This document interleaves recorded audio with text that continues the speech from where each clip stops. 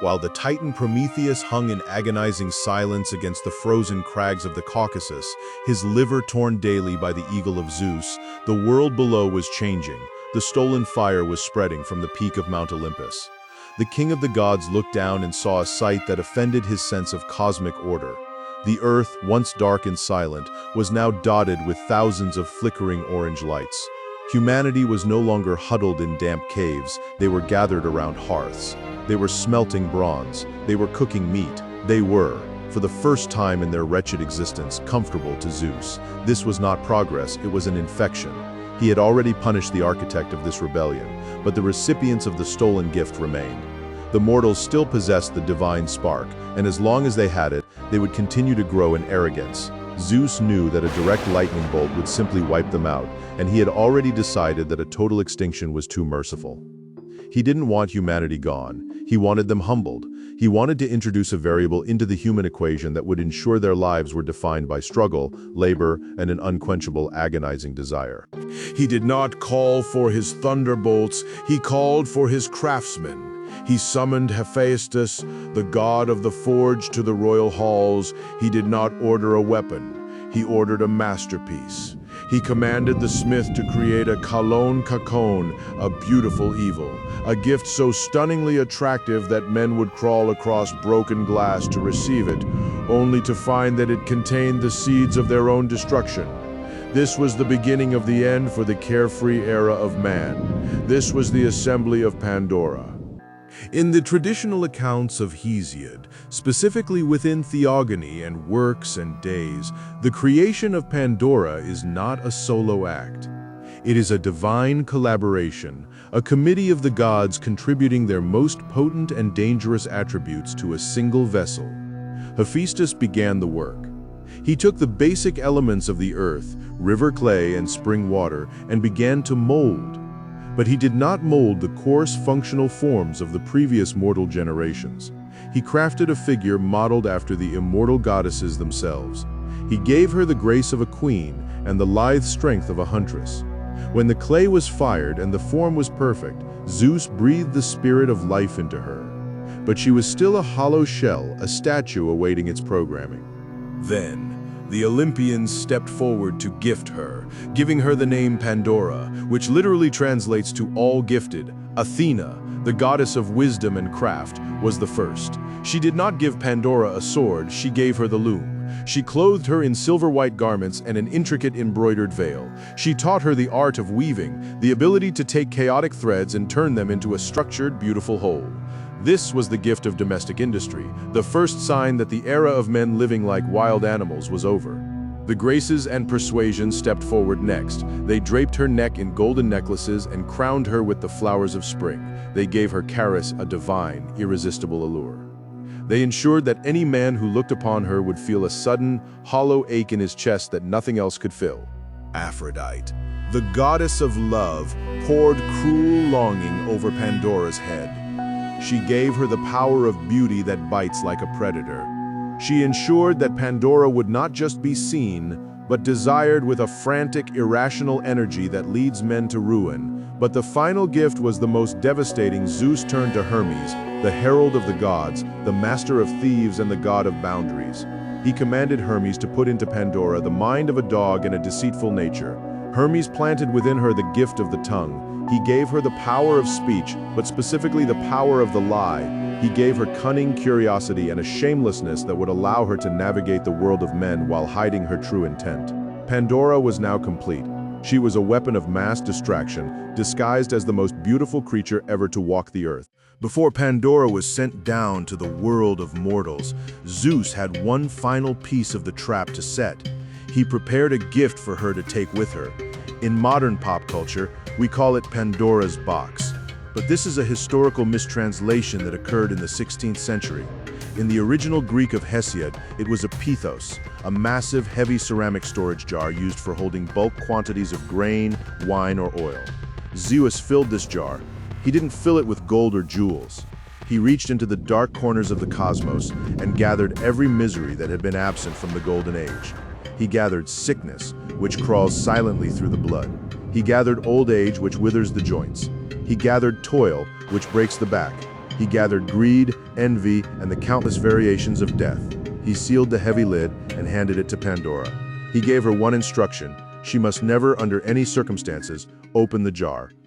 But Zeus knew exactly what Hermes had planted in her mind. He knew that by forbidding the act, he was guaranteeing it. Pandora was led down the mountain by Hermes. They were headed for the home of Epimetheus, the brother of Prometheus. Now, remember the names. Prometheus means forethought, he who sees the trap before it snaps. Epimetheus means afterthought, he who only understands the danger once it is already too late. Prometheus, even from his chains in the Caucasus, had sent a desperate warning to his brother. He knew Zeus was coming for revenge. He told Epimetheus, never, under any circumstances, accept a gift from the king of Olympus. No matter how beautiful it is, send it back immediately. When Hermes arrived at the threshold of Epimetheus's home, leading Pandora by the hand, the world seemed to stop. Epimetheus was not a warrior, he was a dreamer. And when he saw Pandora clothed in Athena's silver, glowing with Aphrodite's grace, and speaking with Hermes' silver tongue, his brother's warning vanished like mist in the sun. He didn't see a beautiful evil. He saw the answer to a loneliness he hadn't known he possessed. He saw a companion. He saw a future. Ignoring every instinct of forethought, Epimetheus welcomed Pandora into his home. He accepted the gift. He married her, bringing the architect of his race's downfall directly into the heart of the mortal world. For a brief time, the world remained in a fragile state of transition. Pandora lived among men, and the heavy ceramic jar sat in the corner of their home, a silent, looming presence. It was a reminder of the one boundary she was told not to cross, but curiosity is a pressure that builds. Every time Pandora walked past the jar, she wondered about the old gifts the gods had supposedly stored inside. Why would they give a gift only to forbid its use? Why would the gods be so generous and so restrictive at the same time? The mind of a dog that Hermes had given her began to work.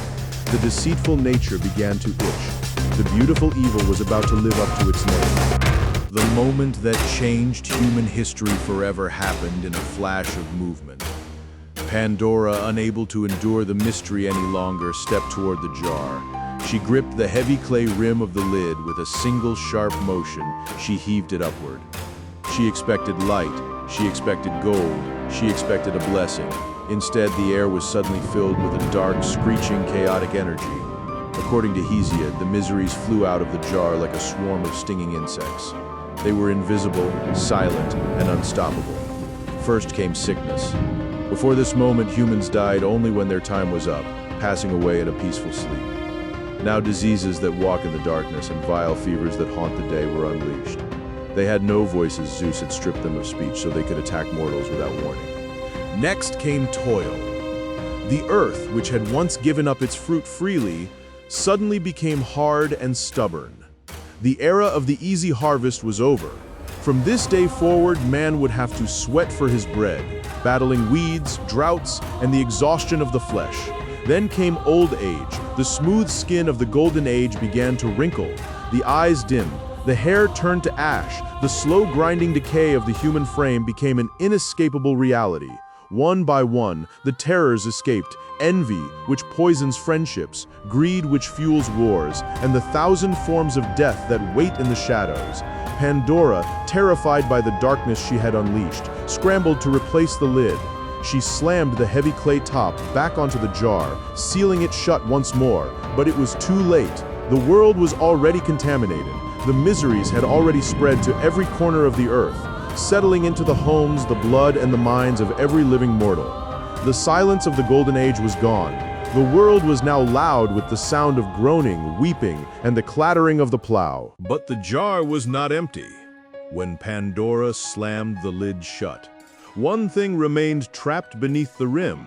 It had not been fast enough to escape, or perhaps it had been designed to stay. That thing was Elpis. Hope. This is the most debated and philosophically complex part of the entire myth. For centuries, scholars have asked, why was hope in a jar filled with evils? There are two primary ways to interpret this, and both reveal a deep truth about the Greek worldview. The first interpretation is that hope is a blessing. It is the one thing Zeus gave us to make the miseries bearable.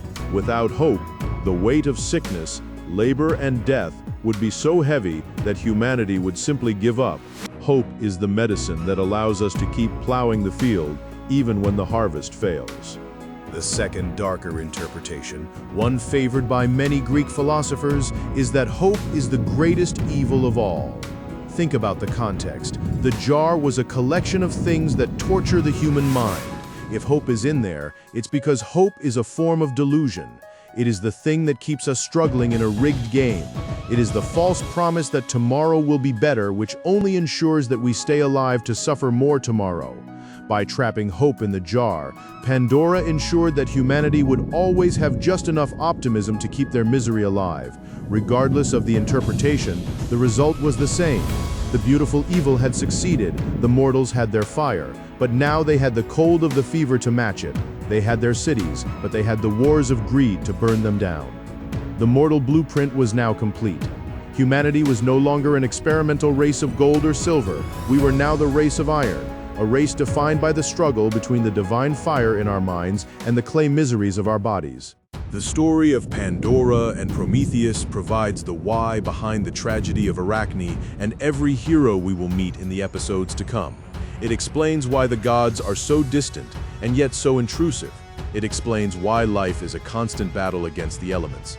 It explains why beauty is so often a mask for danger.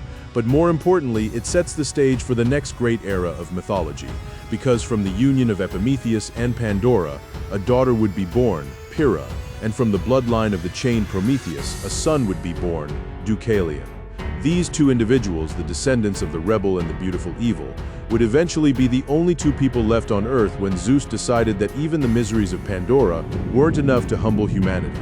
The Bronze Age was coming. The era of the ash tree warlords was dawning.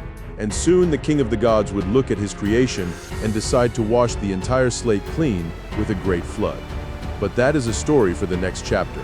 For now, the fire burns in the hearth, the weaver sits at her loom, the diseases walk in the dark, and in a corner of a quiet home, a heavy clay jar sits sealed, holding the one thing that keeps us all moving forward, the trapped, flickering shadow of hope.